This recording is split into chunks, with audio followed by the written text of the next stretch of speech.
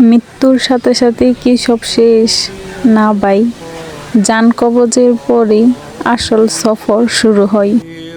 আমরা ভাবি কবর দিলেই রূহ সোজা ইল্লিনে বা সিজ্জিনে চলে যায়, কিন্তু হাদিস আর সালাফার বর্ণনা থেকে জানা যায় রূহের প্রথম 40 দিন সবচেয়ে বেশি অস্থিরতায় কাটে। এই 40 দিনের মধ্যে রূহ 3টি জায়গায় বেশি আসা যাওয়া করে। আর 3 নাম্বার জায়গাটা শুনলে আপনার শরীরের লোম দাঁড়িয়ে যাবে। সেটা আপনার ঘর। সে এসে কি দেখে জানেন?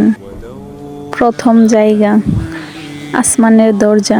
রাসূল সাল্লাল্লাহু আলাইহি সাল্লাম বলেছেন, বান্দার রূহ যখন কবজ করা হয় তা নিয়ে ফেরেশতারা উপরে উঠতে থাকে। যদি সে নেককার হয়, আসমানের সবগুলো দরজা তার জন্য খুলে দেওয়া হয়, আর যদি বদকার হয়, দরজা তখন বন্ধ করে দেওয়া হয়। সহিহ মুসলিম 2872। নেককার রূহকে ইল্লিয়িনে নিয়ে যাওয়া হয়, সেখানে তার আমলনামা রাখা হয়। এরপর আবার তাকে কবরে ফিরিয়ে আনা হয় প্রশ্ন করার জন্য। ভাবুন, আপনার রূহ আসমানের দরজায় ধাক্কা খাচ্ছে। দরজা খুলবে নাকি মুখের উপর বন্ধ হয়ে যাবে? এটা ঠিক হচ্ছে আজকের আপনার নামাজ দিয়ে, আপনার ইবাদত দিয়ে, আপনার সুন্দর ব্যবহার দিয়ে। দ্বিতীয় জায়গা নিজের কবরে। মৃত ব্যক্তিকে যখন কবরে রাখা হয় তখন তার রূহকে আবার শরীরে ফিরিয়ে দেওয়া হয়, যেন সে ফেরেশতাদের প্রশ্নের উত্তর দিতে পারে। সুনান আবু দাউদ 4753 সহিহ। এই সময়টা সবচেয়ে ভয়ঙ্কর। মুনকার ও নাকির আসবে, প্রশ্ন করবে, তোমার রব কে? তোমার দিন কি? মুহাম্মদ সাল্লাল্লাহু আলাইহি সাল্লামকে দেখিয়ে বলবে, এই লোকটিকে। নেককার হলে কবরটা জান্নাতের বাগান হয়ে যাবে, 70 হাত পর্যন্ত প্রশস্ত হবে। আর গুনাহগার হলে কবরে চাপ দিয়ে পাঁজরের হাড় একটার ভিতর আরেকটা ঢুকে যাবে। তৃতীয় জায়গা আপনার ফেলে আসা দুনিয়ার ঘর। কিছু সালাফ ও বুজুর্গের বর্ণনায় পাওয়া যায়, মৃত্যুর পর 40 দিন পর্যন্ত আল্লাহর অনুমতিতে তার প্রিয়জনদের দেখতে আসে। বিশেষ করে যেখানে সে মারা গেছে, তার সম্পদ যেখানে আছে, তার সন্তানরা যেখানে আছে। সে এসে দেখে তার প্রিয় বিছানায় অন্য কেউ ঘুমাচ্ছে। তার সন্তানরা তার জন্য একবার সূরা ফাতিহাও পড়ছে না।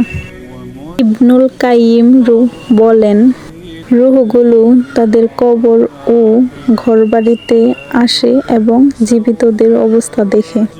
যদি ভালো দেখে তাহলে খুশি হয়, আর খারাপ দেখলে কষ্ট পায়।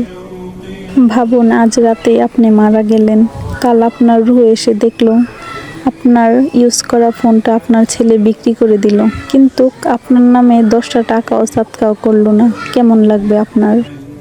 এই 40 দিন রূহ কি চাই জানেন?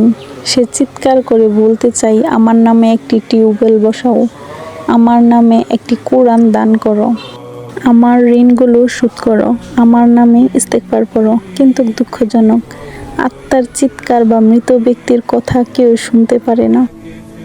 কিন্তু দুঃখজনক, আমরা কেউ শুনতে পাই না। আমরা তো 3 দিনের মিলাদ দিয়েই আমাদের দায়িত্ব অবসান ভাবি। শেষ কথাটা মাথায় গেঁথে নিন ভাই, এই 3টি জায়গায় আমার আপনার রূহ যাবেই। তখন কোনো ভিআইপি পাসপোর্ট বা ভিআইপি কোনো কিছুই কাজে আসবে না। আমাদের প্রিয় হযরত মুহাম্মদ সাল্লাল্লাহু আলাইহি সাল্লাম বলেছেন, তোমরা বেশি বেশি মৃত্যুকে স্মরণ করো, কারণ মৃত্যুকে স্মরণ করলে দুনিয়ার সব স্বাদ ধ্বংস করে দেয়।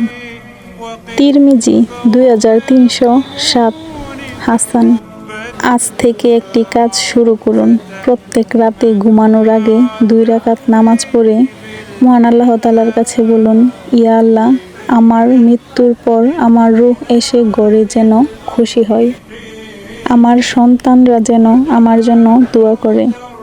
আমরা সবাই সুখ চাই, দুনিয়ার সুখ খুঁজতে গিয়ে আখিরাতের সুখের কথা ভুলে যাই। আজকে থেকে মহান আল্লাহ তাআলার কাছে ইস্তেগফার পড়া শুরু করুন এবং নামাজ কায়েম করা স্টার্ট করুন। এখন আমরা সবাই বলি আল্লাহুম্মা আজিরনি মিন আজাবিল কবর। আপনার হাতে সময় থাকলে কমেন্টে লিখতেও পারেন। আল্লাহ হাফেজ।